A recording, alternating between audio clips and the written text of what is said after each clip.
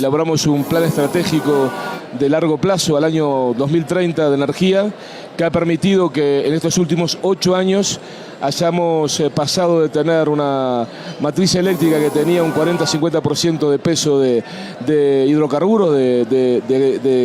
digamos, de generación que generaba dióxido de carbono, gas de efecto invernadero, a una matriz energética que tiene un 94% de energías renovables. Hoy ya estamos en un 24-25% de eólica, un 3-4% de energía fotovoltaica, biomasa, perdón, un 1% de energía fotovoltaica y el resto hidráulica, que siempre fue importante, pero lo que proviene de energía eléctrica generada de la combustión, o sea, de generación de dióxido de carbono, hoy es solo menos del 6% de la matriz energética.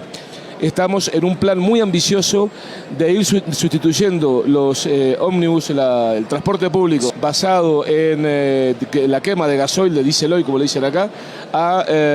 ómnibus eléctricos. Eso, más bueno, trabajo con lo que es ni que hablar, la captación del metano, del biogás en los vertederos, bueno, y después cambio de los digestos en la construcción de viviendas para lograr tener normas constructivas con mucha más aislación. Entonces, para nosotros tener buena aislación que permita perder menos calor en invierno y menos frío en verano es parte de ese desafío y de compromiso con, como yo te decía, ser un poco más solidario y tratar de dejar un mundo habitable a las futuras generaciones.